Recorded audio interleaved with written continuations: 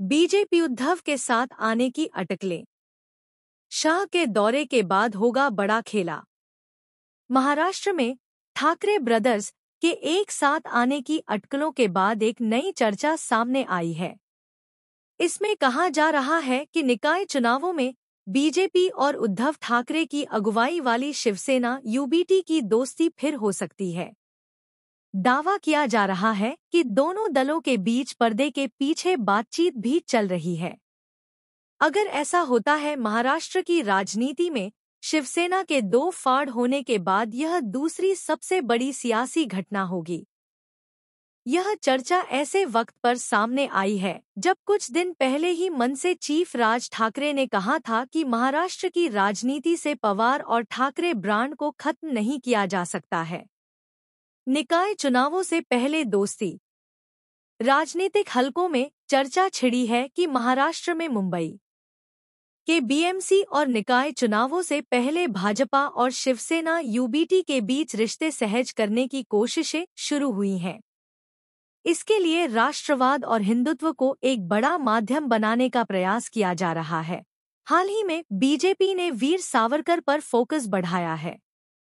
ऐसा माना जा रहा है केंद्रीय गृह मंत्री अमित शाह के दौरे में स्थानीय चुनावों में महाराष्ट्र को भगवा गढ़ बनाने पर चर्चा हुई।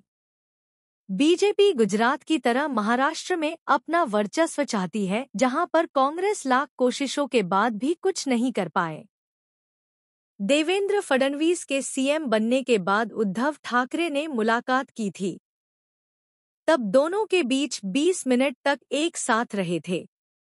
यह भी कहा जा रहा है कि शिवसेना यूबीटी अगर साथ आने को तैयार होती है तो बीजेपी इसके जरूरी माहौल बनाने की तैयारी कर सकती है। बीजेपी से अलग होने के बाद भी शिवसेना यूबीटी का वीर सावरकर पर स्टैंड कायम रहा है।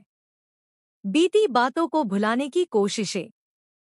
राजनीतिक हलकों में चर्चा है कि बीजेपी ने शिवसेना यूबीटी को संकेत दिया है कि पिछली बातों को भूलकर अगर दोनों दल साथ आते हैं तो राज्य में राजनीति की नई इबारत लिखी जा सकती है। बीजेपी ने यह भी संकेत दिया है कि अगर शिवसेना यूबीटी फिर से एनडीए में आती है तो उसे महाराष्ट्र सरकार में भी उचित प्रतिनिधित्व मिल सकता है। पिछली बार मुख्यमंत्री पद को लेकर दोनों दलों की राह अलग हो गई थी और महाराष्ट्र ने पहली बार 360 डिग्री अलग राजनीति देखी थी। कांग्रेस और एनसीपी के सहयोग से उद्धव ठाकरे सीएम बने थे।